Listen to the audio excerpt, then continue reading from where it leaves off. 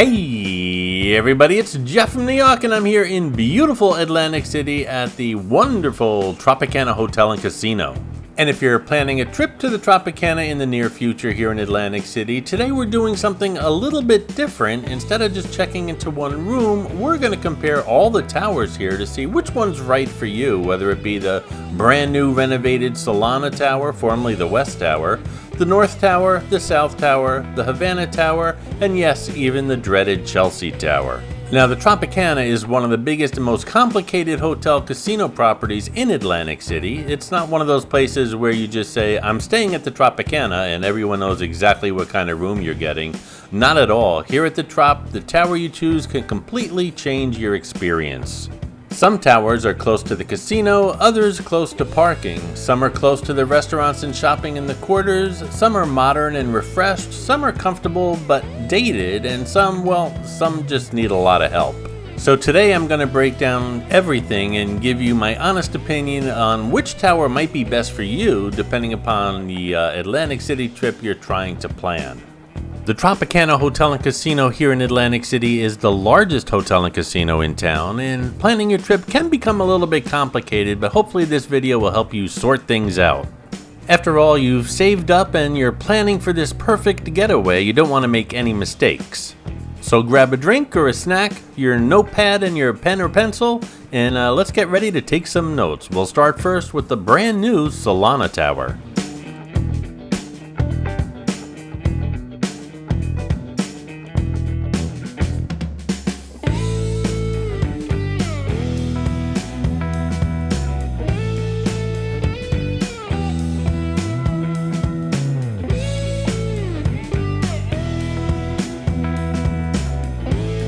Hold on tight.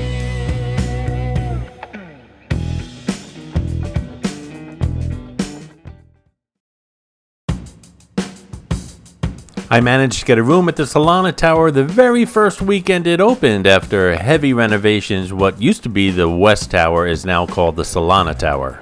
If you've ever stayed at the West Tower, you know this renovation was badly needed. The old West Tower rooms were dated, tired, and not exactly exciting, but now after full renovation, this tower feels completely different.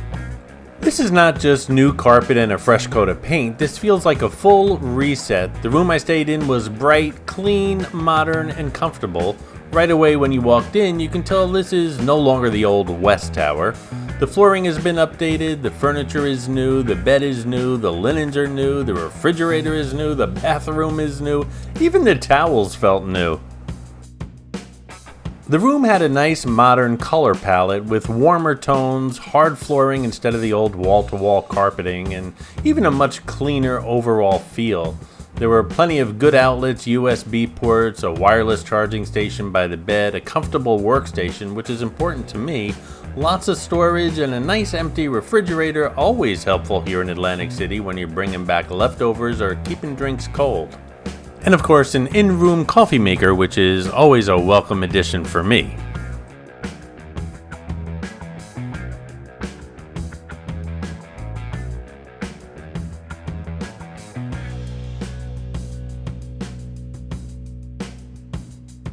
Now, the Solana bathroom was large, clean, and modern, though my particular room seemed like it may have been an accessible room. It had handrails in the tub area and space under the sink for a wheelchair, and only a single vanity. I would have loved to have seen a walk-in shower, especially because there seemed to be more than enough room for one, but overall the bathroom was a huge improvement over what the West Tower used to be. Although I usually bring my own toiletries, the amenities included coconut-scented shampoo, conditioner, and body wash, which actually smelled really good. Now, location-wise, the Salana Tower sits about halfway through the quarter, which is the major shopping and restaurant area here at the Trop. So it's not as close to the casino and Boardwalk as the North or South Tower, but it's also not as far back as the Havana Tower or the Chelsea Tower. For a lot of people, that might be the sweet spot you're looking for. You're still near the restaurants and shops, but you're not buried all the way back, and you're getting a newly renovated room on top of everything else. So who is the Salana Tower best for? I would say it's best for someone who wants a modern room, a clean room, a refreshed room, and doesn't mind a little bit of walking. Overall, this renovation completely changes the conversation surrounding the old West Tower. The new Salana Tower feels like a modern Atlantic City hotel experience and brings the Tropicana much more in line with what today's guests expect. If you avoided the West Tower in the past, it may be time to give the Solana Tower another look.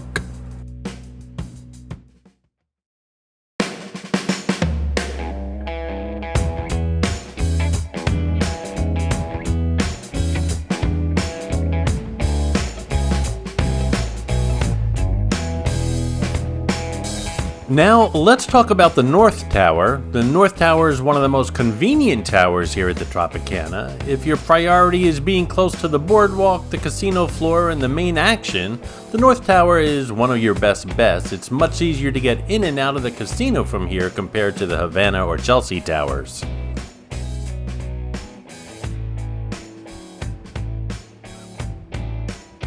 The North Tower has always felt like one of those practical Tropicana options. It may not always be the flashiest, and depending upon the room, it may not be as fresh and as brand new as the Salana Tower, but the location is its big benefit. You're not walking forever just to get to the action. For visitors who want easy access to the casino, restaurants, entertainment, the boardwalk, and the beach, the North Tower makes a lot of sense. It also has easy access to a rooftop pool, one of several pools here at the Tropicana. The pool has cabanas, a bar, and great views of the boardwalk and beach as well. This tower is also good if you're someone who doesn't want to get lost inside the Tropicana maze, because let's be honest, the Tropicana can feel like a small city if you don't know where you're going. The room was clean, comfortable, and surprisingly spacious for a standard casino hotel room here in Atlantic City. The layout offered plenty of room to move around, a comfortable bed setup, a desk area, seating space, and large windows that brought in a lot of natural light during the day, while also offering some impressive nighttime views during a storm that rolled through last night. Like the Solana Tower bathroom, the North Tower bathroom had a single vanity, which makes things a little bit more difficult if you're traveling with others. But the bathroom itself was well stocked, clean, and I really did like the walk-in shower, which by the way had a built-in bench, always a nice touch. Before we move on to another tower, let's quickly check out the pool here at the North Tower, which was, by the way, right across from my room. There's plenty of seating around the pool, and like I said, also some nice cabanas as well. Besides the cabanas, you can also rent a day bed, and like I said earlier, the views are spectacular up here of the beach and the boardwalk. It's right over those day beds right across the way. There's also a beach bar that serves snacks as well up here, and that building across the way, the historic Ritz. Okay, let's move on. Let's check out the sister to the North Tower, the South Tower.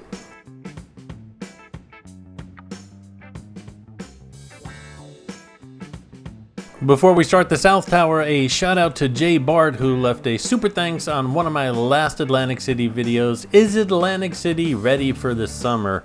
Thanks again for your continued support and engagement here on the Nu Yawk channel. I do appreciate your support, Joel. Now the South Tower, just as convenient to all the hotel and amenities as the North Tower. They're just on opposite ends of the casino.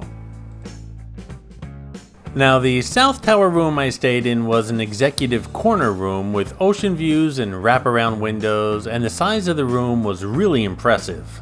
It had a sitting area with a sofa, a club chair, a cocktail table, which gave the room a much larger, more spacious feel. The views were definitely a highlight, especially with all those wraparound windows. Speaking of the windows, I was on a lower floor, and the floodlights outside, which light up the tower, were really bright through the window, but they did have blackout curtains if you like a dark room at night. Now, while other South Tower rooms are similar to this one is a little bit larger and does have those wraparound windows because it's a corner room, which costs a little bit more. It's somewhat of an upgrade. The room was clean and comfortable, and Caesars had done a pretty good job with the outlets, USB ports, and charging options in the room. The South Tower room did have one major issue, for me at least. There was no proper workstation. For a room called an executive room, that was a strange choice of names. You get a sofa, a chair, and a cocktail table, but if you need to sit down with a laptop and actually work, it's not ideal. I tried editing from the sofa with my laptop on the cocktail table, and after a couple of hours, well, quite honestly that gets uncomfortable. Also, the room felt a little dark for me. It was large, and large rooms need either bigger light bulbs or more lighting. Every lamp was on, and it still didn't seem bright enough for me to get any work done.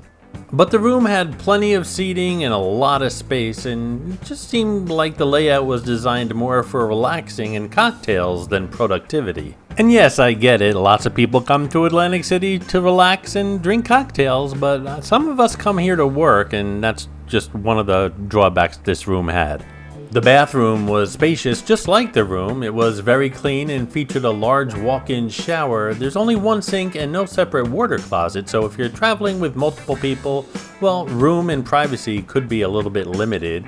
I did like the bodyography bath products they provided. Again, I usually use my own, but sometimes I come across nice ones, and this room definitely had one.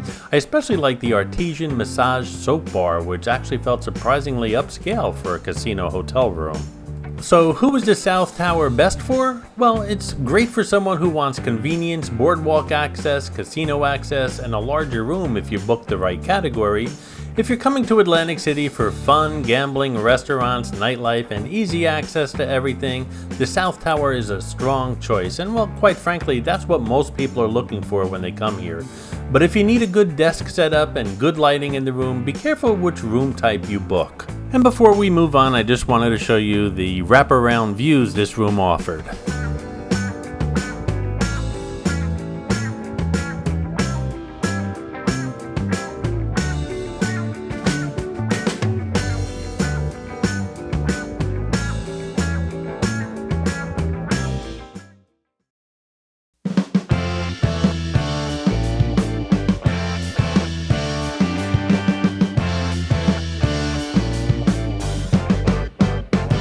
Now, let's head all the way back to the Havana Tower.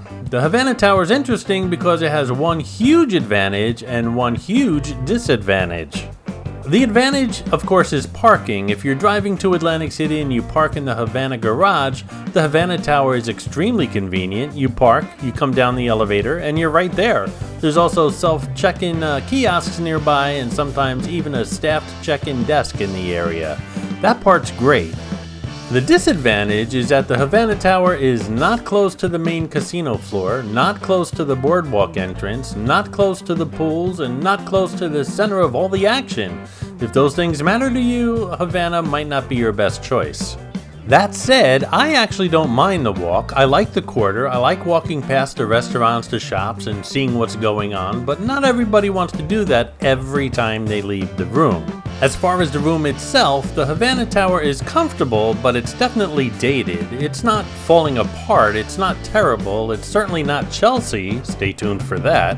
It's just a little bit older. The furniture is traditional casino style. It's got darker wood tones, wall-to-wall carpeting, dust ruffles. That's right, I said dust ruffles.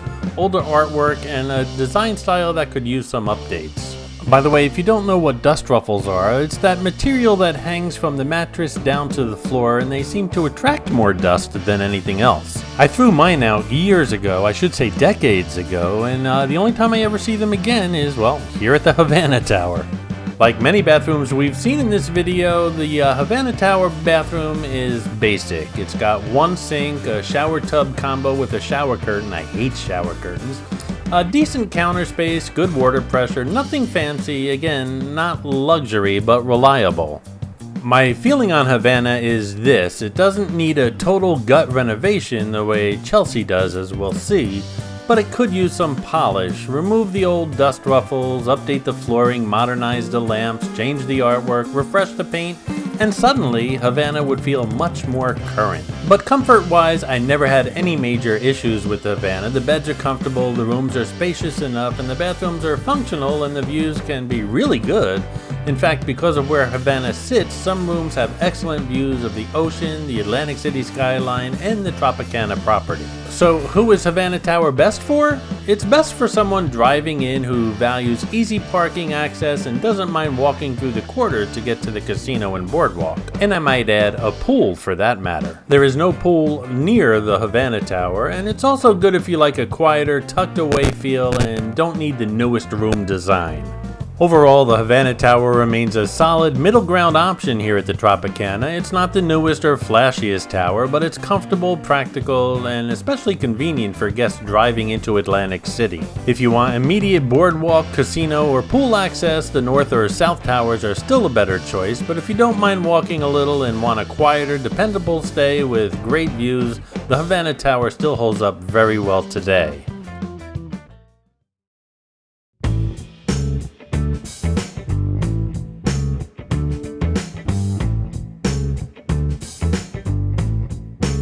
Typically, I always end a video with last but not least, but in this particular case, I'm gonna say last and least. The Chelsea Tower here at the Tropicana is one of the oldest, and it's got a bad reputation, and quite honestly, well, a lot of the things you see and hear about the Chelsea Tower are true. Chelsea's got a bad reputation, and well, quite frankly, it deserves it. People constantly ask me the best and worst towers at the Tropicana, and Chelsea's always at the bottom of my list. The trek to the Chelsea Tower is extremely long, especially if you're coming from the Havana garage. The elevators are old, and the one or two that work are extremely slow, some of the slowest in the city.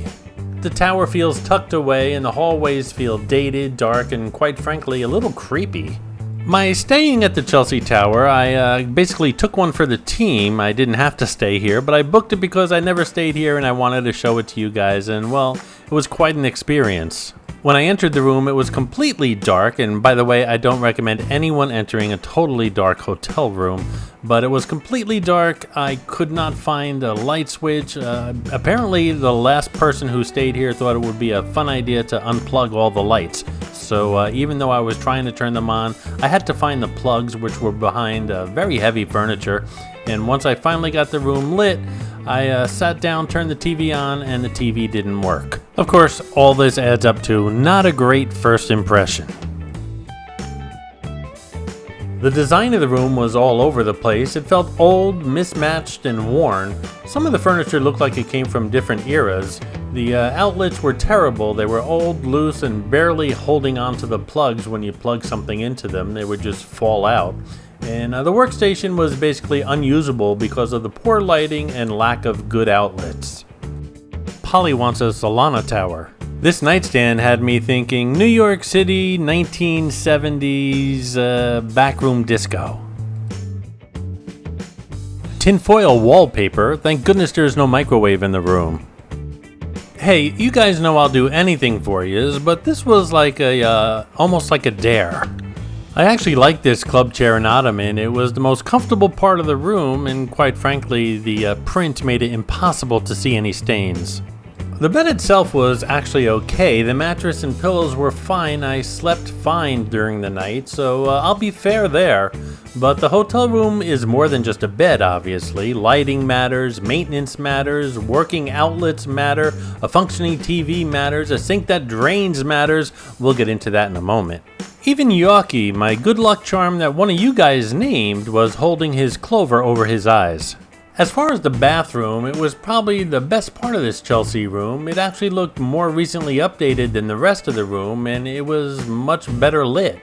The vanity had one sink, plenty of towels, and was functional. Nothing fancy, but compared to the rest of the room, the bathroom was a pleasant surprise. But overall, Chelsea was disappointing. The biggest problem wasn't that the room was old. Old can be charming, old can be comfortable.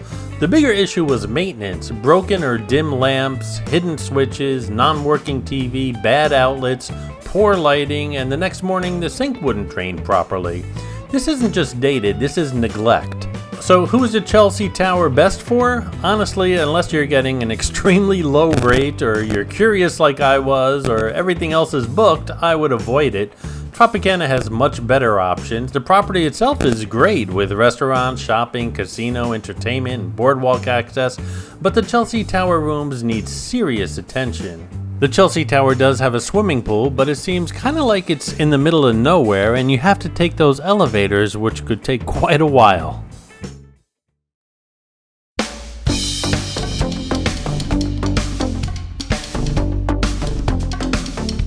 Now, let's compare them head to head. If you want the newest, most modern room, go with the Salana Tower. It's the freshest option right now, and the renovation makes a huge difference.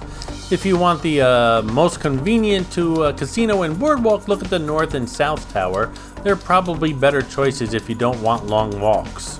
If you want easy parking access, especially from the Havana garage, then the Havana Tower makes sense. And if you want views, the South Tower Executive Corner Room can be excellent, and some Havana rooms also offer surprisingly great views.